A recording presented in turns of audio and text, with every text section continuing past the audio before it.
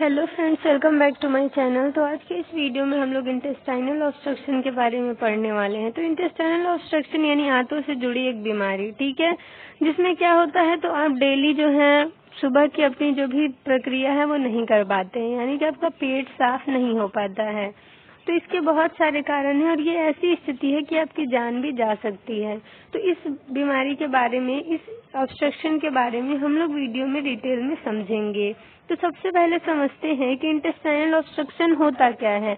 Obstruction का मतलब होता है बाधा। जैसे कोई पाइप है, वहां जाके कोई कंकड़ पत्थर या फिर कोई अजीब सा चीज जाके वहां फंस गया है और पानी आगे नहीं जा पा रहा। वही स्थिति है हमारे आंतों में।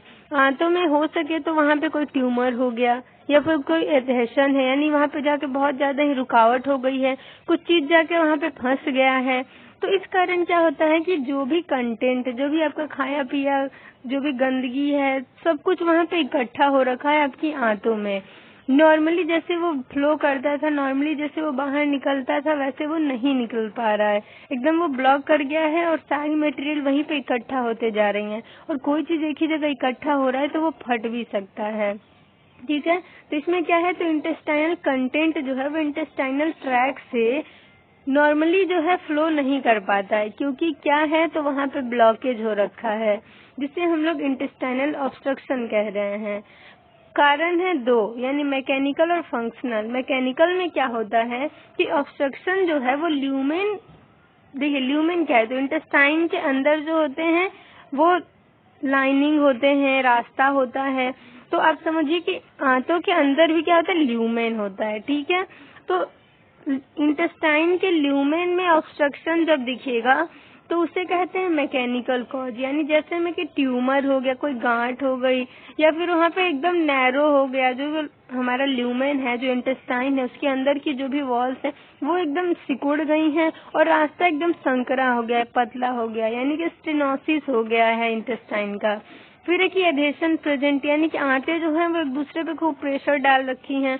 अब देखिए वो एक ही जगह इकट्ठा होते जा रहा, फूल रहा है, तो आगे के स्ट्रक्चर्स पे तो वो प्रेशर डालेगा या फिर आसपास के स्ट्रक्चर्स पे वो प्रेशर डालेगा, जिससे कि वो एकदम ही क्या हो जाएगा, दब जाएगा। तो यही है कि एडहेशन प्रेजेंट हो तब, ट्यूमर हो तब, और होता है कि आपका जो स्टेनोसिस हो गया है तब, यानी ये सब मैकेनिकल कॉज है। अब है कि फंक्शनल कॉज। फंक्शनल यानी कि हार्मोन्स यहाँ पे काम कर रहे हैं, जैसे कोलसिस्टकाइनिन हार्मोन जो है वो काम करता है, तो बाइल जूस आता है इंटेस्टाइन में। उसी तरीके से ये क्या है, इंडोक्राइनल डिजॉर्डर है, जिसमें कि अच्छे से जो भी केमिकल्स हैं, जो भी हार्मोन्स है, वो अच्छे से फंक्शन नहीं करेंगे और तो इंटेस्टाइन अपना एक्टिविटी नहीं कर पाएगा, ठीक है। अब हम लोग समझते हैं कि स्मॉल इंटेस्टाइन और लार्ज इंटेस्टाइन में अगर ऑब्स्ट्रक्शन होता है तो क्या होता है। लार्ज इंटेस्टाइन में ऑब्स्ट्रक्शन होगा तो वही होगा कि जो भी कंटेंट्स, जो भी खाया पिया है, जो भी पानी है, जो भी गैस है, वो इकट्ठा हो जाएगा। ये क्या है, मेनली कॉलन का डिजॉर्डर है। किसका, तो कॉलन, यानी आपने सुना होगा लार्ज इंटेस्टाइन के पार्ट होते हैं, ठीक है, सिकम, रेक्टम होता है, कॉलन होता है, ठीक है। तो सिकम के बाद कॉलन आता है, कॉलन में असेंडिंग डिसेंडिंग आपका जो होता है ट्रांसवर्स कॉलन होता है, सिग्मॉइड कॉलन होता है। तो ये मेनली किसका डिजॉर्डर है लार्ज इंटेस्टाइन में, तो कॉलन का डिजॉर्डर है, जिसमें बहुत ज्यादा ऑब्स्ट्रक्शन देखने को मिलता है। अब आपका है स्मॉल इंटेस्टाइन। स्मॉल इंटेस्टाइन में भी वही सभी चीजें हैं, तो वहां भी क्या इकट्ठा होंगे, तो जो भी खाया पिया मटेरियल है वो होगा, यानी इंटेस्टाइनल कंटेंट होंगे, केमिकल्स होंगे, फ्लूइड होंगे और गैस होंगे। इसमें क्या है कि पेट एकदम फूल जाएगा, जो भी गैस्ट्रिक सिक्रीशन है वो बहुत ज्यादा सिक्रीट होने लगेंगे, क्योंकि पूरा डाइजेशन जो होता है, पूरा पाचन जो होता है अच्छे तरीके से वो छोटी आंत में ही होता है, तो वो सारे सिक्रीशंस भी रहेंगे और उसके चलते पेट बहुत ज्यादा ही फूल जाएगा, यानी एब्डोमिनल डिस्टेंशन हो जाएगा। तो स्मॉल इंटेस्टाइन में एब्डोमिनल डिस्टेंशन होगा और क्योंकि इसमें गैस्ट्रिक सिक्रीशन जो है बहुत बढ़ जाता है, ठीक है। और क्या है, लार्ज इंटेस्टाइन में कॉलन का डिजॉर्डर है। अब हमारा क्या है, साइन एंड सिम्टम्स। अगर सही तरीके से हमारी आंतों से जो भी मटेरियल उसमें पड़ा हुआ है वो बाहर नहीं निकल रहा है किसी बाधा के कारण, तो क्या क्या लक्षण आएंगे। तो सबसे पहला है कि कॉन्स्टिपेशन होगा। कॉन्स्टिपेशन का मतलब आप जो है फीकल मैटर को पास नहीं कर पा रहे हैं 3 दिन 4 दिन 5 दिन से, ठीक है। फिर है कि पेन होगा, आपको वेव लाइक पेन होगा, यानी कि एकदम दर्द आपको महसूस होगा। बहुत अचानक से बहुत ज्यादा होगा तो अचानक से धीरे धीरे जैसे कुछ वहाँ पे हो रहा है उस तरीके से आपको दर्द होगा। एब्डोमिनल डिस्टेंशन होगा, पेट एकदम फूल जाएगा। वॉमिटिंग होगा, उल्टी जैसा लगेगा, उल्टी हो जाएगा तो नॉजिया एंड वॉमिटिंग हो सकता है। बुखार हो सकता है, आपको पेट में दर्द होगा। अगर ऑब्स्ट्रक्शन है तो इन्फेक्शन भी हो सकता है। ठीक है, तो याद रखिए कि नोजिया, वॉमिटिंग, फीवर ये तीनों होगा। फिर है कि एब्डोमिनल डिस्टेंशन होगा, कॉन्स्टिपेशन होगा और पेट में बहुत दर्द होगा। फिर है कि डायग्नोस्टिक इवेल्युएशन, यानी क्या क्या जांचें करवाएंगे जिससे हमें पता लगेगा कि आखिर ऑब्स्ट्रक्शन है तो किस चीज से है।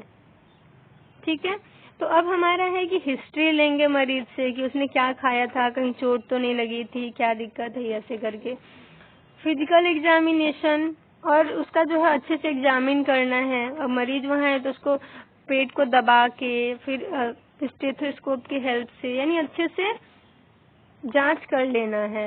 एक्सरे करवाना है एब्डोमेन का, पेल्विस का, कोलोनोस्कोपी करवा लेना है, सीटी स्कैन और सीबीसी करवा लेना है, बैरियम इनिमा एक्सरे करवा लेना है कॉलन का, क्योंकि कॉलन जो है सबसे मोस्ट कॉमन साइट है जहाँ पे ऑब्स्ट्रक्शन हो रखा होता है और ये बहुत ज्यादा सीरियस भी होता है। तो बैरियम इनिमा एक्सरे करवाना होता है।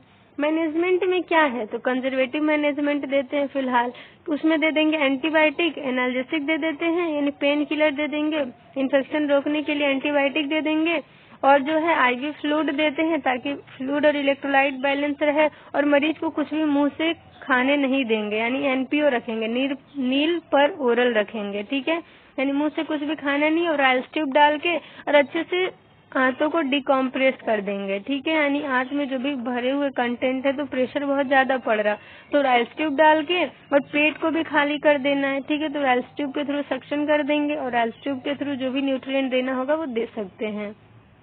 तो ये 5 चीजें करनी है, राइल्स ट्यूब इंसर्शन कर देना है, वाइटल मॉनिटरिंग करना है, एंटीबायोटिक देना है, एनाल्जेसिक देना है और आईवी फ्लूइड देना है। ठीक है, फिर आपका है कि सर्जरी भी किया जाता है। अगर इंटेस्टाइनल ऑब्स्ट्रक्शन है तो उसके लिए सर्जरी किया जाता है। उसमें क्या है तो कोलोस्टमी कर दिया जाता है। यहाँ पे स्पेलिंग मिस्टेक है, कोलोस्टमी यानी COLOSTOMI, कोलोस्टमी किया जाएगा जिसमें कि आपके कॉलन में, सिक्कम में ओपनिंग कर सकते हैं। ठीक है, यानी कि पेट में लंबा सा सिरा लगाते हैं यानी इंसिजन लगाते हैं और जहाँ पे आपका दिक्कत है उस हिस्से को निकाल देंगे और वहाँ का क्या करते हैं वहाँ पे कि उसको जोड़ देते हैं।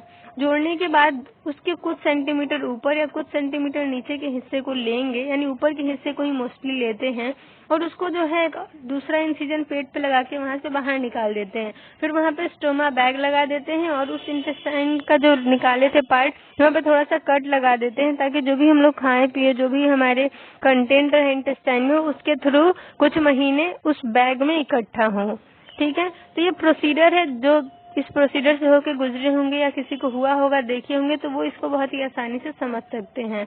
तो कोलोस्टमी मेनली याद रखिए, इसके लिए प्रोसीजर होता है कोलोस्टमी, इलियोस्टमी, लेप्रोटमी। तो ये सारी चीजें करके हम लोग मरीज को बहुत हद तक आराम दिला सकते हैं। ठीक है, और ये कंडीशन ज्यादा दिन तक बनी रही और इलाज सही से ना हुआ तो लाइफ थ्रेटनिंग कंडीशन भी हो सकती है, जान भी जा सकती है, क्योंकि आंतें जो हैं वो रप्चर हो सकती हैं, फट सकती हैं, इन्फेक्शन बहुत ज्यादा फैल सकता है।